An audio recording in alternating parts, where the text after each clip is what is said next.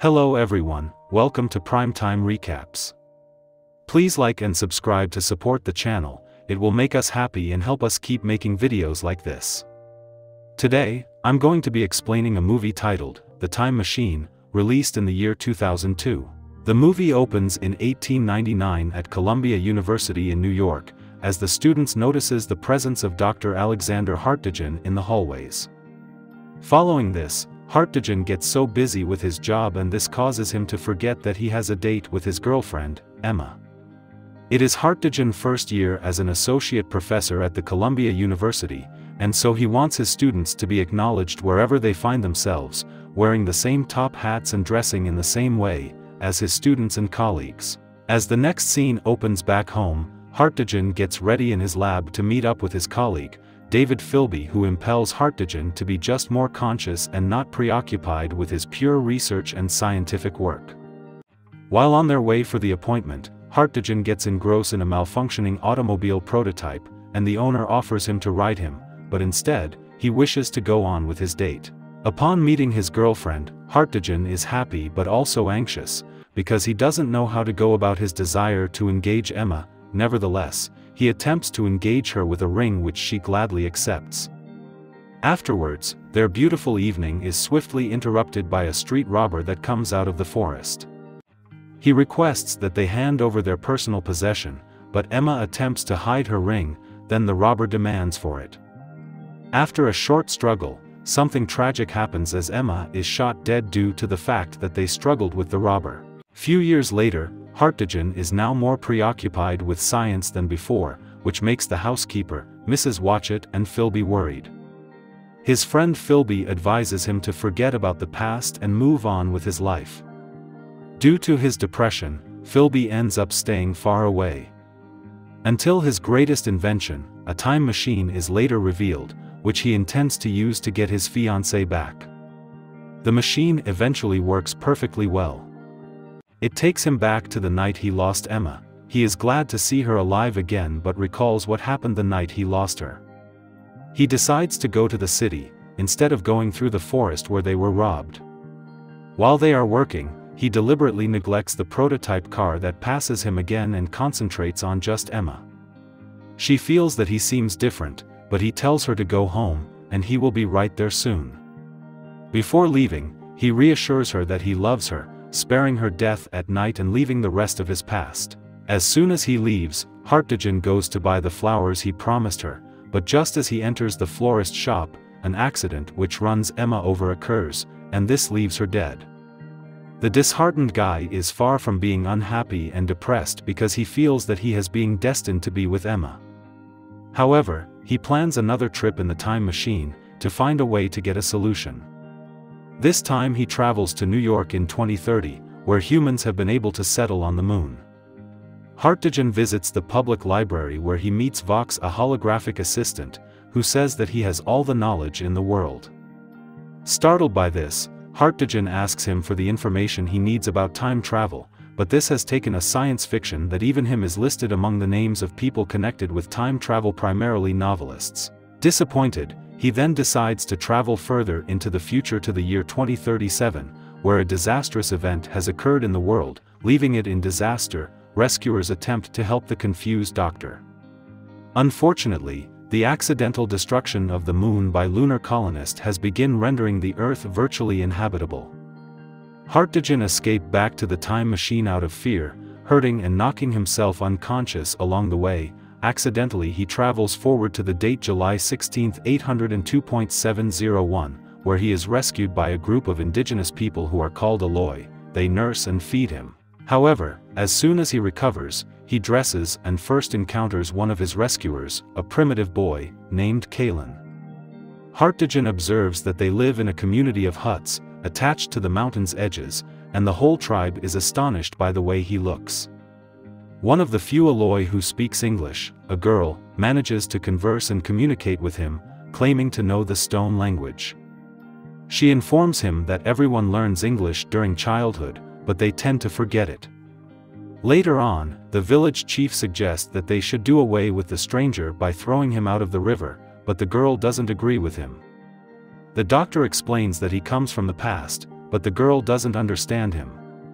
She introduces herself as Mara and convinces her people that he is just wandering about, so he hit his head on his journey, and he manages to get out of the situation without getting hurt. Later that night, Hartigan tells Mara about the customs of his past world, which Mara's brother, Kalen, finds interesting. They let him stay with them as they sleep, and Mara informs him that their parents left the place. Hartigan finds it interesting on how much the world has changed to that point in history. As he stares up at the sky, he observes the broken moon and realizes that maybe his teachings led to this future.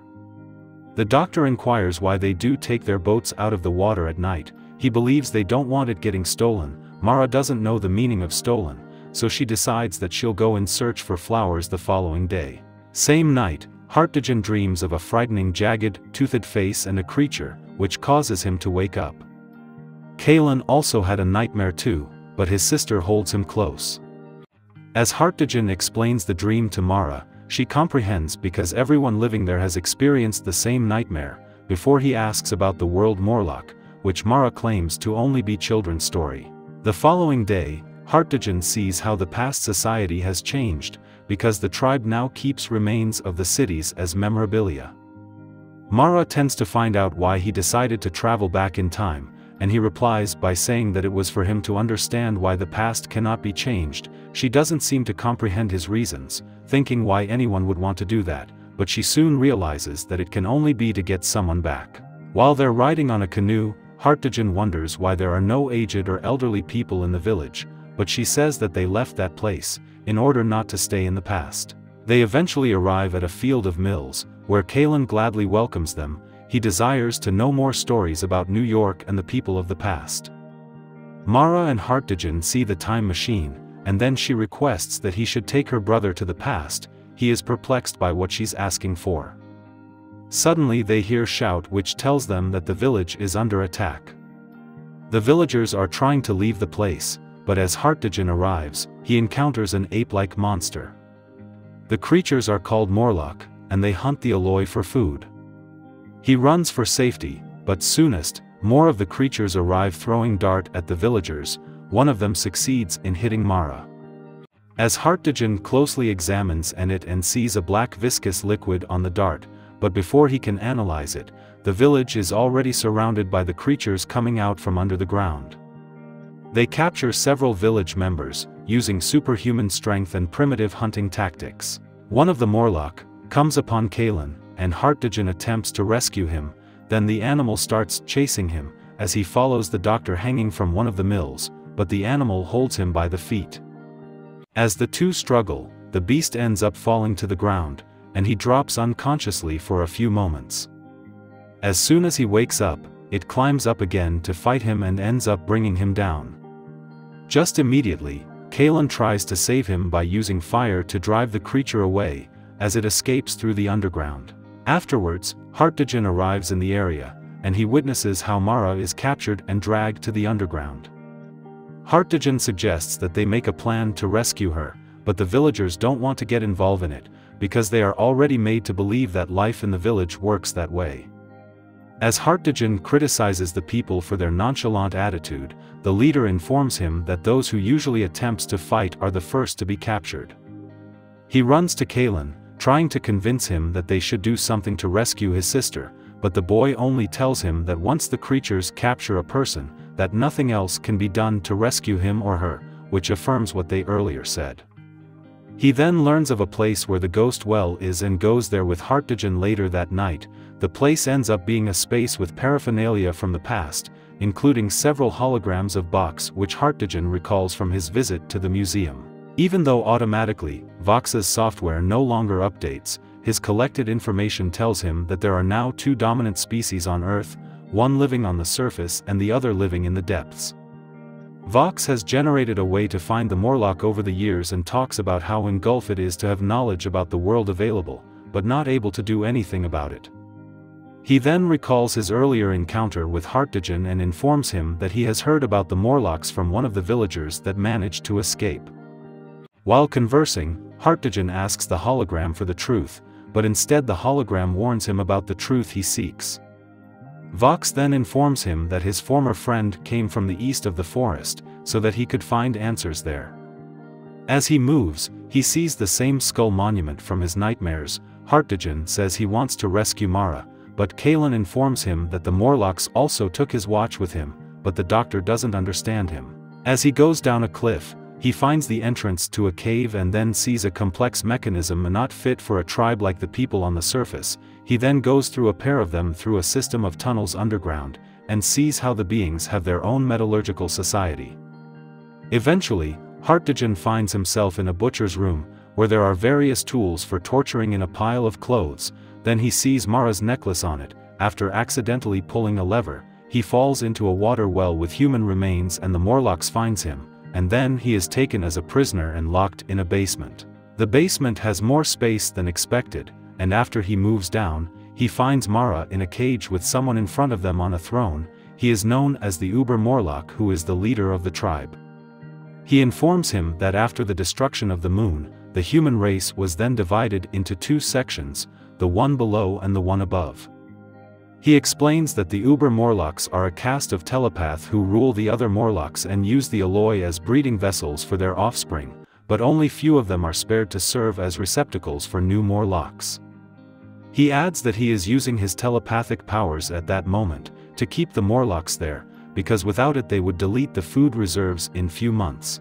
The man looks back at Hartigan memories and condemns him for criticizing their lifestyle, when his time traveling is also unnatural. Hartigan sights an old watch box at the back of the room and then he flashes back to his old laboratory with the blueprints for the time machine.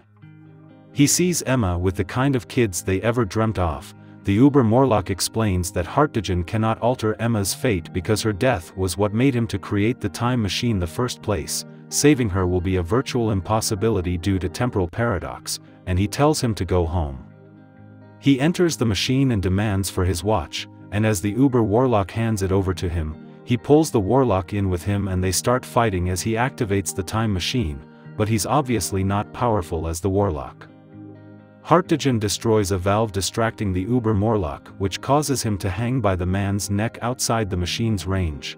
Time passes outside the machine as the leader quickly ages and turns to dust. The doctor observes how the years of the machine are been read over 635 million, with the world now destroyed by the Morlocks. Accepting that he cannot save Emma, the doctor travels back to the year 800,000, in order to rescue Mara. After freeing her, he starts his time machine and jams the gears and the time travel process, as they attempt to escape. Pursued by the remaining Morlocks, the duo attempts to leave the tunnels. The time distortion explodes, as it ages the creatures, turning them to dust with the time machine destroyed, but the duo manages to escape. Mara feels sorry for Hartigan for losing his machine, but he makes her understand that he doesn't care anymore, as he has decided to move on with his life. In the end, we see the Alloy entertaining themselves by listening to past tales from Vox, which shows that the doctor has started a new life. He gist Mara and her brother about how his old laboratory looks like. In 1903, Philby and Mrs. Watchett, Hartigan's housekeeper, says that they're glad that the doctor is in a place where he can find peace. Then he informs her that he would like to hire her as his housekeeper, which she accepts until Hartigan returns. Mrs. Watchett bids the doctor farewell and Philby leaves, throwing his bowler hat away in tribute to Hartigan's objection to conformity. I hope you liked the movie. Please turn on the bell icon to be the first to watch our videos when we post contents like this. You can also suggest a movie you'll love us to explain in the comments section. Thanks for watching.